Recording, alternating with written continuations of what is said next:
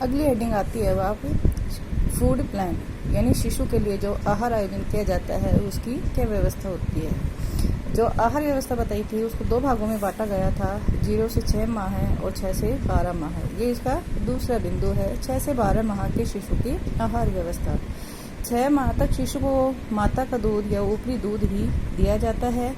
उसके बाद दूध के साथ साथ अनुपूरक आहार भी दिया जाता है, जो बालक की अभिवृद्धि व विकास की पूर्ति के लिए अति आवश्यक है।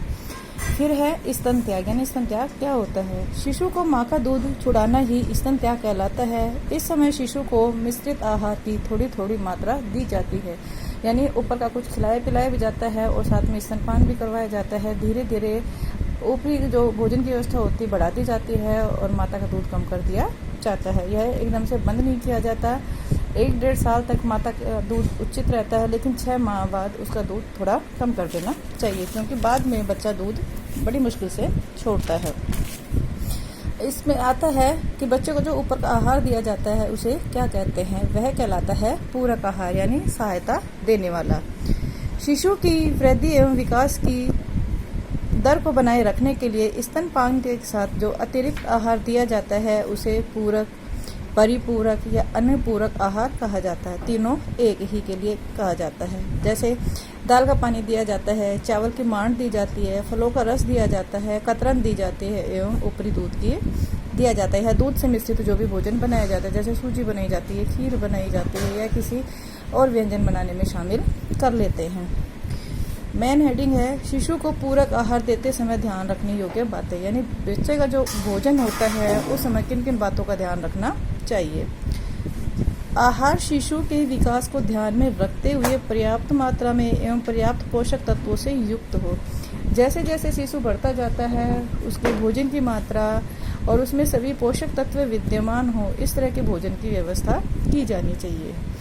एक बार में केवल एक ही नया पदार्थ सम्मिलित करें, यानी आज जब बच्चे को नया भोजन बनाने की कोशिश करते हैं तो केवल एक ही भोजन, एक साथ 2 नए या 3 नए भोजन व्यवस्थित नहीं करने चाहिए, क्योंकि बच्चे को अभी स्वाद नहीं आता। शुरुआत में शिशु भोजन को मुंह में बाहर निकाल देता है, क्योंकि उसे निकलना नहीं आता। बच्चे को कुछ खिलाया जाता है, बच्चा खाता नहीं है, मुंह से बाहर निकाल देता है। हम समझ लेते हैं कि बच्चे को टेस्ट नहीं आया, अच्छा नहीं लग रहा, बच्चा नहीं खाएगा। नहीं, बार बार खिलाने से बच्चे को अभ्यास हो जाएगा और उसे निकलना आ जाएगा। और अभी बच्चे को केवल दूध पीना आता था, उसको निकलना नहीं आता था। नए आहार की मात्रा एक समय में थोड़ी देनी चाहिए। जो भी व्यंजन बना के बच्चे को खिलाए एक बार में उसकी मात्रा थोड़ी दे, क्योंकि बच्चे को कुछ भी नया स्वाद लेने के लिए स्वाद कलिकाएं विकसित करनी होती है, इसलिए एक साथ ज़्यादा भोजन न डाले, वरना वह व्यर्थ ही जाता है। शिशु को नियमित समय व अच्छे वातावरण में आहार दे। शिशु को अगर समय भांत का जो भोजन दिया जाता है और वातावरण, यानी बच्चे को किसी बात की जब परेशानी नहीं होती तो बच्चा आराम से भोजन करता है। प्रारंभ में शिशु को तरल भोज्य पदार्थ देना चाहिए। शुरुआत में जैसे बच्चे को दाल का पानी है, चावल की मांड है, फलों को मैश करके दिया जाता है, जूस निकाल के दिया जाता है, क्योंकि बच्चा अभी गिटकना या निगलना नहीं जाता, केवल वह पीना जानता है। फलों का जूस कप में देना चाहिए, जैसे शीपर आते हैं, क्योंकि बोतल में देने से उसी बोतल से हम दूध पिलाते हैं और अगर थोड़ा सा भी रह जाता है तो बच्चे के लिए इन्फेक्शन की स्थिति बन जाती है।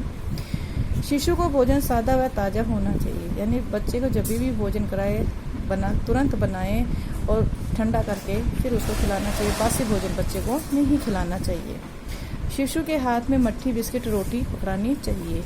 बच्चा कुछ भी जब खिलाते हैं तो उसको लपकने की कोशिश करता है, तो उस समय बच्चे के हाथ में भी कुछ ठोस आहार देना चाहिए, ताकि बच्चे का हाथ मुंह में जाता है वह धीरे धीरे खाना सीखता है। पूरक आहार स्तनपान के साथ साथ देना चाहिए। जो भी पूरक आहार दिया जाता है जब स्तनपान करता है उसी समय देते रहना चाहिए, धीरे धीरे उसकी मात्रा बढ़ा देनी चाहिए। भोज्य पदार्थ की ऊर्जा बढ़ाने के लिए आहार, घी या तेल थोड़ा मिला देना चाहिए। भोज्य पदार्थ में थोड़ी सी चिकनाई मिला देने से, यानी वसा मिला देने से उसके भोज्य पदार्थ की जो मूल्य है वह बढ़ जाती है, उसकी ऊर्जा बढ़ जाती है। शिशु की स्वाद कलिकाएं विकसित नहीं होती है, इसलिए प्रतिदिन नए नए भोज्य पदार्थ देने से बड़ा होकर सभी भोजन कर सकता है। जितना ज़्यादा छोटा शिशु होता है उसको जितने स्वाद दिए जाते हैं उसकी स्वाद कलिकाएं विकसित होने लगती हैं और बड़ा होकर वह विभिन्न प्रकार के, यानी हर तरह के भोजन ग्रहण कर सकता है, क्योंकि उसके सभी वस्तुओं का स्वाद आ चुका होता है। शिशु का आहार सामान्य तापक्रम का होना चाहिए, यानी बच्चे का भोजन न ज़्यादा गर्म हो न ज़्यादा ठंडा होना चाहिए। शिशु को भोजन साफ स्वच्छ बर्तनों में पकाना व परोसना चाहिए। बच्चे का जो भोजन बनता है वो बर्तन भी साफ़ होने चाहिए, जिनमें परोसा जाता है वो भी साफ़ होना चाहिए। यहाँ तक कि माता के हाथ में भी स्वच्छता होनी चाहिए और बच्चे को जब खिलाते हैं तो नैपकिन भी साथ में रखना चाहिए साफ। शिशु का भोजन कांच व चीनी मिट्टी के बर्तनों का उपयोग न करें एवं किनारी के बर्तन न बरतें।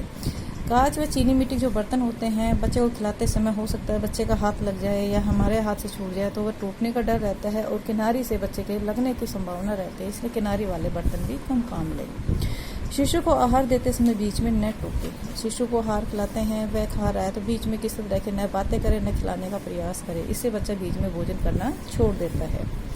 शिशु का भोजन ज़्यादा मीठा व नमकीन नहीं होना चाहिए। बच्चे के भोजन का स्वाद सामान्य होना चाहिए। ज़्यादा नमकीन या तीखा मीठा होने से बच्चे को टेस्ट नहीं आता और धीरे धीरे बच्चे को नुकसानदायक भी बनने लग जाता है।